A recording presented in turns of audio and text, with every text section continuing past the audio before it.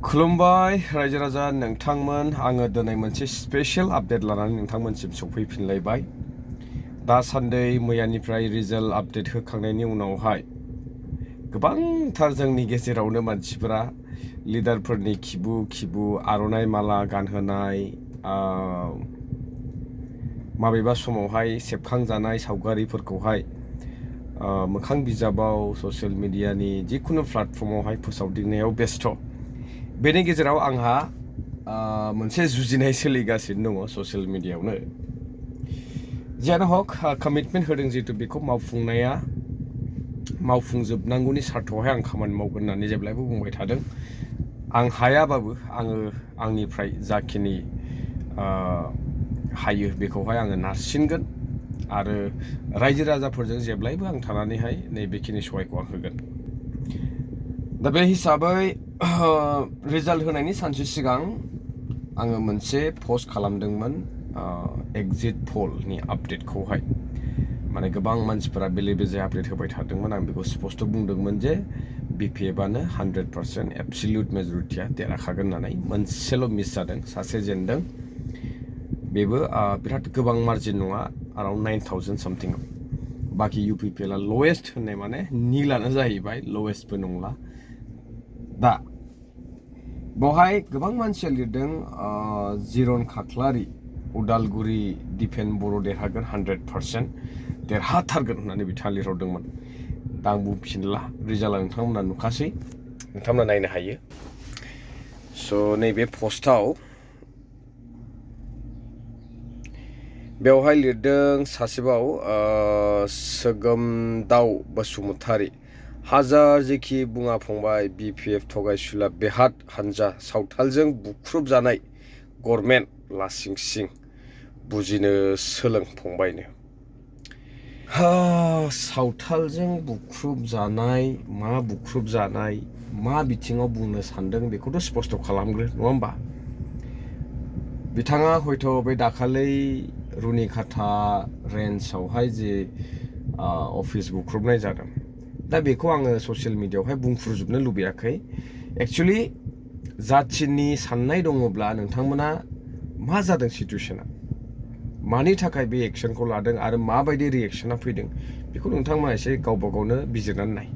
बेयो ससियेल मिडियानि गेजेरजों एक्सप्लेनेसन होबाय थानांगौनि बाथ्रा गैया, कन्ट्रभारसि जालायो। आरो पलिटिक्स जुदि नोंथांमोना खालामदोंबा बेखौ बारे ससियेल मिडियायाव सोंनांगौनि खुनु भेलु थाहैया। बाखि जियानो हक, बेयाव लिरबावदों गोबाङानो, बोरै जाखो अन्धभक्त हाग्रामानि फिसाज्लानो फ्रान्सिस मुसाहारि। नोंथांमोना बोरै जाखो अन्धभक्त हाग्रामानि फिसाज्ला फ्रान्सिस मुसाहारि। महन्त ब्रह्म, राजु नार्जारि 100% देरहागोन। रिजाल्टआथ' गासिबो क्लियारसै नङा होमबा? UPPL 00नि सोरबा सासे लिरहरदों, जोबोद मोजां नै UPPL 000 बावसो। अके, फेक एग्जिट पल लिरहरदों नै बिनय बरगयारि बिथाङा। NDA 13 बा 14 डाइरेक्ट ब्र', एकदम बिराद मोनसे मोजां प्रेडिक्सन बियो। लरेन्सआ देरहाया, खामानि गैया 0नो, बेबो एकदम जाखाथारबाय, मिलायबाय। नोंलाय मा खर' साखो आलुनो। दे मा टाइटेल होबाय था।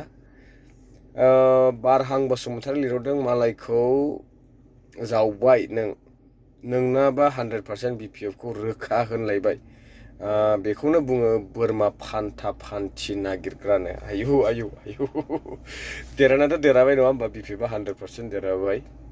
दा बोरमा फान्था फान्थि नागिरनायाबा मा मिनिं लालायखो आं मिथिला बेखौ।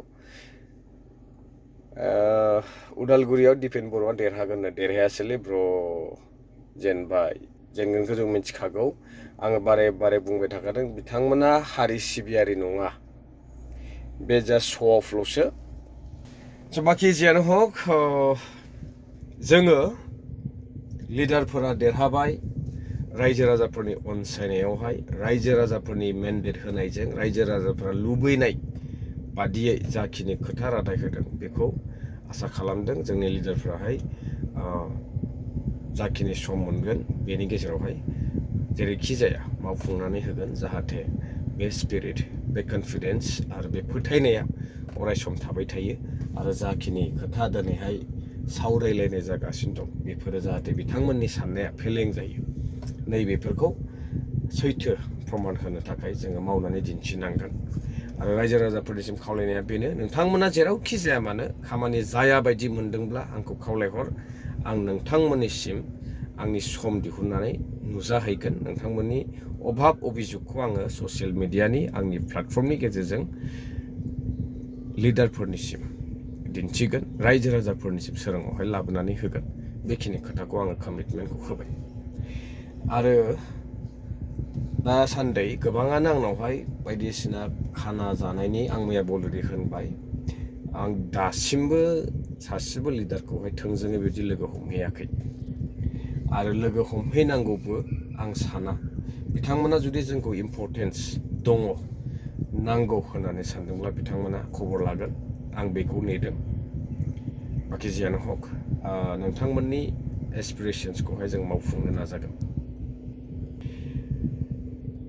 बेनिफ्राय मोनसे स्पेसियेल खोथासो आं बुंनो सानदोंमोन आं एसे बावहाबनानै दङ आं बेखौ नोंथांमोननो फोरमायगोन बेनो जाहैबाय जेनखांनायनि उनावहाय बयबो बेबायदिनो गोब्रामो नङा होमबा बबेथिं हायो बबेथिं हाया रिजन नागिरफ्लेबाय थायो खिन्थु आं मोनसे खोथा आसरित मोनदों बिसायख'थियाथ' दिनैल' जायाखै बिटिसि जालांबाय बावैसो एसेम्बलि जालांबाय बेनि सिगां एमपि आरो बेनिख्रुइबो सिगां 2020नि बिराद गिदिर मोनसे सुक्ति बिटिआर सुक्तिनि उनावहाय जानाय इलेक्सनावहाय बिथांमोना जे इभिएमनि बाथ्राखौ रायखाङासै दिनै हरखाबै डाबल डिजिट जिर' नाम्बाराव थानाय लेखा बिथांमोना दिनै गावबागाव पेजफोरावहाय जेब्लासिम भारत हादराव इभिएम मेसिनजों भट साननाय सोलिगोन अब्लासिम साननो गोनां बाथ्रा जानो हागौ होननानै बिथांमोना फोरमायदों बे 10 नं देबरगाव बियाब नायनो हायो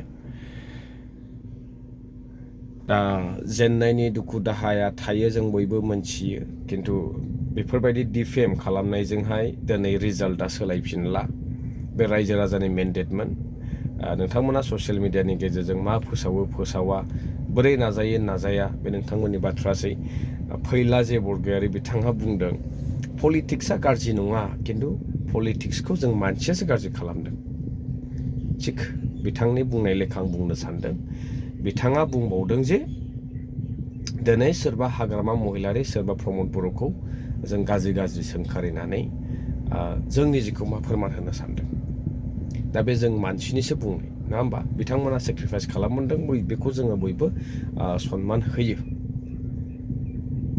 दा जोबथारनायाव बिथाङा बुंदों पलिटिक्सआव जों मालाबा समावहाय देरहानायनि सार्थआव जोङो गावखौ बा बेबा बेखौ आसि थुदलायो आरो हाब्रु सारलायो माने बायदिसिना नङैखौबो नंगौ होननानै बुङो बिथाङा स्पष्ट बुंदों दा बिथाङा गाव बुंनाय फारसे गावनो स्पष्ट नङा ओंखायनो पलिटिक्सआवहाय पलिटिक्स जाय खालामदों बै लिडारफोरखौ जों बासिनांगौ जायो आरो बेनि फारसे जों बुंनांगौबो जायो जिहेथु गावसोरनो निजे प्रमान होनानै लादों जे दिनै पलिटिक्सआव देरहानो थाखाय बोरै हायो बोरै हाया बिथांमोना नंखायखौबो नंगौ होननानै बुंथारोब्ला जोङो एज आ ससियेल मिडिया इनफ्लुएन्सार इउटुबार जिखुनु प्लेटफर्माव बिथांमोना मावा मानो जोंहा बै बिथांमोननि फारसे मोजां गाज्रिखौ बिजिरनानै होनांगोन रायजो राजाफोरनि सिगाङावहाय सोराङाव लाबोनांगोन माब्लाबा समावहाय गाज्रिखौ गाज्रि होनानैबो दसिनांगोन जुदि नोंथांमोनानो देरहानायनि सार्थआव जानला मेनला बुंनो हायोब्ला अब्ला जोङो स्पष्टखौ मानो खालामना होनो हाया